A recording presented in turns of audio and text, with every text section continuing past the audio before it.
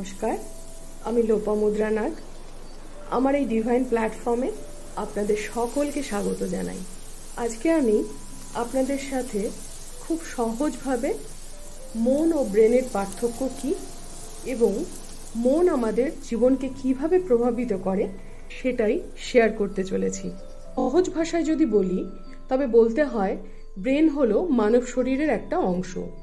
তাকে আমরা দেখতেও পারি, চাইলে ছুঁতেও পারি ও তার ছবিও তুলতে পারি। আর মনকে কিন্তু কখনোই দেখা যায় না, এর কোনো ছবিও তোলা সম্ভব নয়, একে শুধুমাত্র অনুভব করা সম্ভব। এই দুনিয়ায় আমাদের সৃষ্টিকর্তার দ্বারা নির্মিত সর্বশ্রেষ্ঠ জীব হলো মানুষ, এটা আমরা সকলেই জানি। এর শ্রেষ্ঠতা শুধু যে এর কাছে হাত আছে, পা আছে, শরীর আছে এই জন্য নয়, উনি আমাদের একটা অদ্ভুত সম্পদ দিয়েছেন, সেটা হলো মস্তিষ্কের শক্তি, যা অন্য কোনো প্রাণীর কাছে নেই। এই পৃথিবীতে একমাত্র মানুষ হলো তার বুদ্ধিবলের দ্বারা অসম্ভব কাজকে সম্ভব করে চলেছে প্রতিনিয়ত।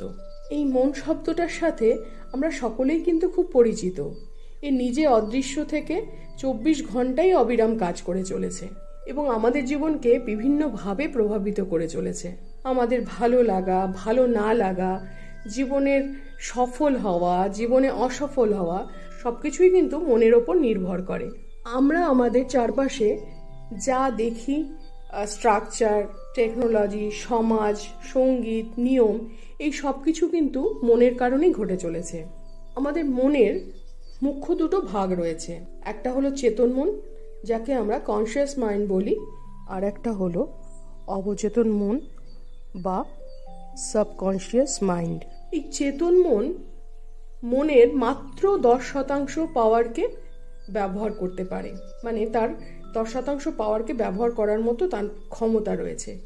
এর দ্বারা আমরা জাগ্রত অবস্থায় যা কিছু করি, যেমন চিন্তা ভাবনা, কোনো কাজ, কোনো কিছু শেখা, কোনো কিছু দেখা, কোনো কিছু বোঝা এবং আমাদের আশেপাশে যা কিছু আমরা দেখি বা অনুভব করি, তাই সব কিছুই চেতন মন করে চলেছে।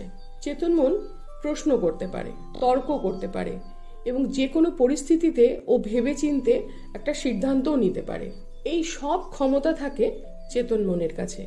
আর অবচেতন মনের কাছে থাকে বাকি 90% পাওয়ার, যার মধ্যে থাকে আমাদের বিচার, ভাবনা, ইচ্ছে, অভ্যাস, স্মৃতি। এই মন কখনো প্রশ্ন করতে পারে না, তর্ক করতে পারে না, কোনো সিদ্ধান্ত নেওয়ার ক্ষমতা এর নেই। একে পুরোপুরি চেতন মন নিয়ন্ত্রণ করে।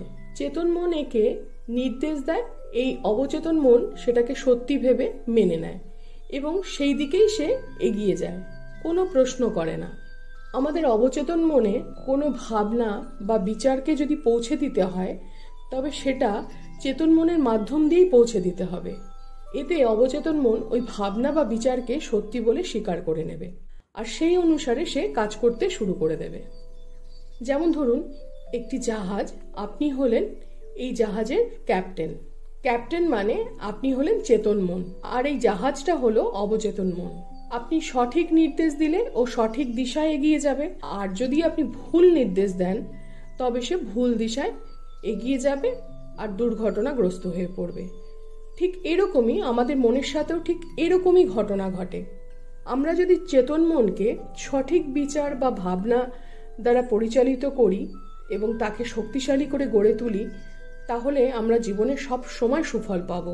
আমরা যদি ভালো জিনিস দিই, ভালো ফল পাবো, ভালো বিচার দিলে ভালো ফল পাবো। যদি আমরা খারাপ বিচার দিই তবে আমরা সেই কুফল আমাদেরকে ভোগ করতে হবে। আমাদের উচিত সবসময় চেতন মনকে সঠিক বিচার বা ভাবনা দ্বারা পরিচালিত করা ও শক্তিশালী করে গড়ে তোলা, যাতে আমরা সব সময় এর সুফল ভোগ করতে পারি। আমরা একটু সচেতনতার সাথে যদি সঠিক ভাবনা ও বিচার দিয়ে চেতন মনকে বিশেষভাবে পরিচালনা করি, তবে আমাদের জীবনে সব কিছু করা সম্ভব এবং যা কিছু আমরা পেতে চাই সেটাও পাওয়া সম্ভব। আজকের ভিডিওটি যদি আপনাদের ভালো লেগে থাকে, প্লিজ চ্যানেলটিকে লাইক, শেয়ার এবং সাবস্ক্রাইব করুন। ধন্যবাদ সবাইকে।